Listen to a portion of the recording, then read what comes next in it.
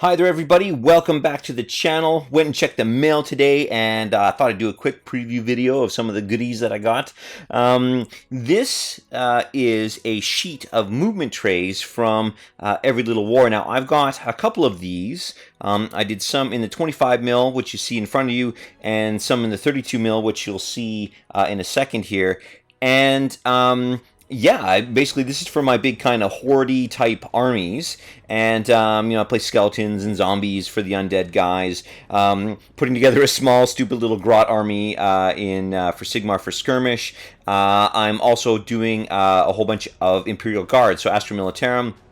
And it's nice to have the ability to move large model counts at the same time. Now, it's been one of my big envies of fantasy forever, and I'm glad we kind of have this set up now. And I figured, I'm going to take the plunge and give it a go. Now, the price was fantastic. I think it was $5 a sheet, and on the 25 mil ones here, you get 20 models for $5 US plus shipping, which is fine. And yeah, I jumped in and thought I'd give it a go. Now, let's talk a little bit about the designers. I had mentioned before that it's Every Little War that did the cutting, but what they do at Every Little War is they basically, they take designers. This one was designed by Nema, and what they'll do is they'll take these designs internationally, and then they'll print them in the States under license. And yeah, it allows us to not do any trans-Pacific or transatlantic shipping, which is good for me because I'm up in Canada here. So, all right, so let's take a look now. The sheets themselves are nice quality MDF, nice and hard, really good because a lot of my older models are metal. So I wanted to make sure that I had something a little bit stable, kind of a two-tiered approach to it, which is great. And doing a quick measurement here, it is 13 3/4 inches is the sheet that it comes in on, and this is like a cutting board, so it's actually a pretty good size, all things being equal. With the actual designs themselves, you can see that you've got, in the 25 mil, you've got 5 in kind of a cluster or a group, and then you got 5 in a line as well. And the nice thing about this is you can actually have them all intersect with each other. So when I assemble them up, we'll take a peek. But right away you can see that the line and the little blob here will intersect with each other. So you can come up with different formations, still giving you a big blob of dudes, but you're still able to have that kind of tactical flexibility and snuggle them all up so you can move them up as a cohesive unit. So really, really good. Now, let's take a look at the 32 mil one. Okay, so with the 32 mil, you'll see that obviously you don't get as many holes per sheet. So you'll see here that I've got 6 and 11 and 16. So I've got 16, whereas the other one, the 25 mil, I had 20. But that works out all right if you're doing kind of Blood Reavers, or you're doing Demons, or you're doing any of the Stormcast guys kind of rocking around on these 32 mil bases. It's really nice to see that we can still kind of hoard them all up. Gene Stealer cults for the Aberrants, things like that. So really, really good. Now, the cuts on these are so good. They're so good that just lifting this up, I actually ended up popping these out. So when I say the cuts are great, you'll notice that there's no burning or scoring, and that's kind of the biggest giveaway. You can see a little bit of burning here, but that's where the laser stopped and then started again to give you that little bit of leftover MDF there, so that it doesn't kind of come flying out. Although there's like next to nothing coming off of this. So now you can see that there is very little in the way of flashing, and they just pop right out, which is absolutely amazing. So really stoked about seeing how these look when they're all assembled, and that's going to be the next step. Before I get into that, let's look at this. So you'll see that there is sometimes you might want maybe a little bit of a step visually. These guys here, they don't have that step necessarily. Saves on materials, and it does make sure that your guys are that exact distance apart from each other. So I'm going to glue these up here. Now I'm going to use a little bit of say carpenter's glue and clamp them together. But I'll make sure I trim everything up first, and then we'll take a look at how they look on the table and how the models fit. Okay, so as I was working my way through, I just wanted to make a quick note here that the trays, I popped them out, just kind of went through with a little bit of 80 grit sandpaper. Just like this is like so P80 sandpaper. So this is like super beat up and well loved. But I wanted to recommend that I went through there and I just kind of sanded off just those little nubs, bits of flash that were on the outside, of course holding the MDF together with the larger sheet.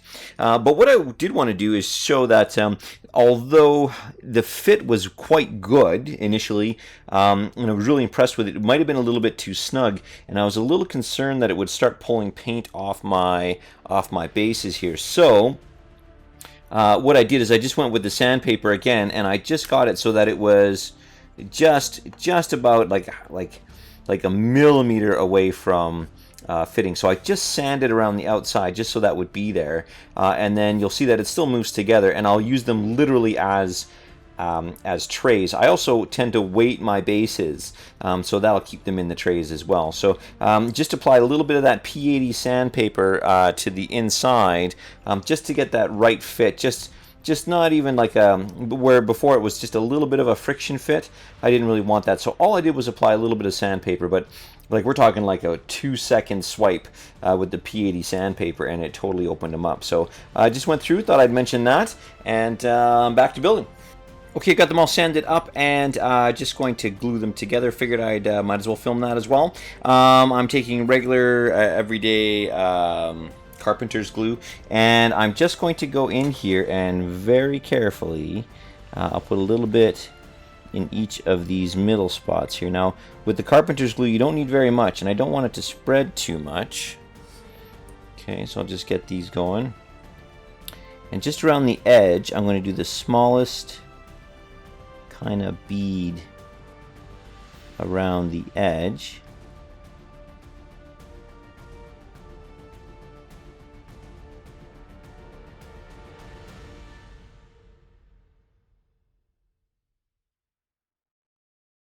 All right, and then I'll apply the top of the template here, a little bit around and around.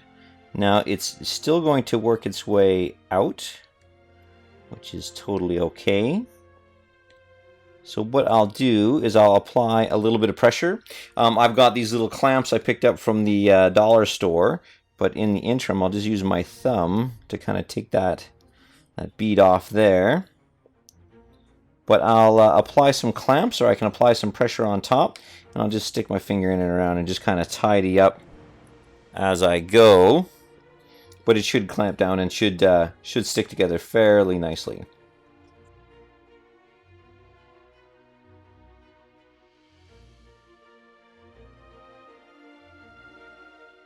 So another side note, I was basically assembling these together. These are the 25 mils, these are the 32s, and you can see that it's not a perfect fit. I mean, like it's next to nothing, and with paint on you wouldn't even notice it, but the OCD kicked in a little bit there. And even if it is a perfect fit, sometimes it shifts when you kind of clamp it with glue or you put weight on top of it or what have you. So I've got, you can probably just see it in here, a little bit of just a little bit of a discrepancy between the two layers. So I took my friend my P80 grit here, as was featured before, my really rough kind of sandpaper, and just went over top of those areas. And you'll see it doesn't take any volume off, but it just evens up those edges so that when we paint it, it'll look like one piece.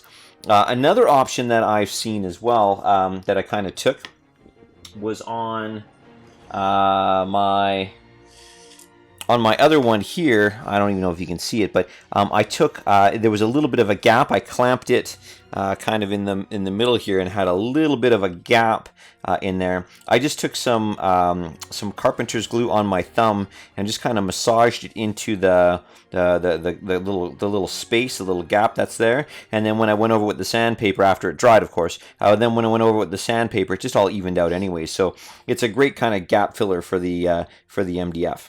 All right, so I just wanted to mention that, if there's a little bit of a discrepancy there, you can just use that sandpaper to kind of tidy it all up. So I'm going to finish tidying up the rest of our pieces, and then I'm going to base this essentially like I would my other grasslands bases, and we'll take a look at how that looks. All right, we can see that we've got our basing all done up here to match our other basing, and it's just my grassland bases. I'm going to provide a link in the end card to the tutorial for the grassland bases if you've missed it. But essentially, just to match up with the other ones, clearly no grass on there yet. Just wanted to shoot the video, so I'll be putting tufts of grass and all that on there. But initially, I just wanted to show you kind of what it could look like finished, and this just matches up the rest of my basing for my other armies, which is great. Now, this one here is my 25 mil, and this one here is my 32 mil with the 6. And again, super easy, gives you some nice kind of unique basing opportunities. And I thought initially that the gap would be too big, but going in here and getting the kind of the Primaris guys all set up on the bases, I'm actually pretty pleased with the final turnout. So being able to move 5 dudes on a single kind of use of the ruler is fantastic. Definitely a lot faster for games, which is awesome. And for the Hoard armies especially, I think it's going to look pretty sharp. So we've got our, this is an example using, say, the Poxwalkers here, and then an example using our skeletons here. So a little bit of Sigmar, a little bit of 40k, but the bases match up super well. Another thing that I'm really digging is just the fact that we can actually have these Horde armies, all kind of interlocked together. And you can just take your bits and pieces and come up with whatever essentially formation that you would like to see, right? So I could, with a bunch of these, it'd be very easy to have kind of a few line elements in the middle and then other elements on the side that you can move around and stay in formation. So loads of different options on how do you want to load these guys up. So pretty darn sweet. I'm really digging it. In Sigmar specifically, the last ones to die are always going to be your banner bearers and your leaders and your special weapons and stuff for your 40k guys. So you just block them in the middle someplace, and then you could pull casualties from other spots. The fit is nice. You can see here that it's just that one's a little. There's I think a little piece of sand left, but they do just come in and out super easy, which is nice. And you're not doing any kind of damage to your models, which I think is great. And yeah, big positive review for this one here. So far, so good. I've never really used these before, so it's going to be super neat seeing how they ultimately turn out. And yeah, no, I think it's going to be just a big pile of fun to play with these guys. So yeah, big thumbs up. That's my brief, quick and dirty review on these movement trays here. I'll put the link down below in the description. I'll put at the end card a link to the grassland basing. Again, we just need a little bit of flock in here, and we should be good. But yeah, huge thumbs up. So hope it was of value to you guys. This was tons of fun to put together. Lots of excitement, kind of centered around having somewhat faster games and being able to actually manage hordes fairly well, which will be pretty cool. If you liked the video, jab that like button. It helps get the video out a ton. It helps with the algorithms of YouTube and all of that. So yeah, if definitely one of the best ways to support the channel is to hit like for sure. You can also jab that subscribe button, and there's a little notification bell there. Make sure you hit that, and you get notifications of all of our future videos. So a lot of fun, and thanks a lot for watching, and we'll catch you in the next video.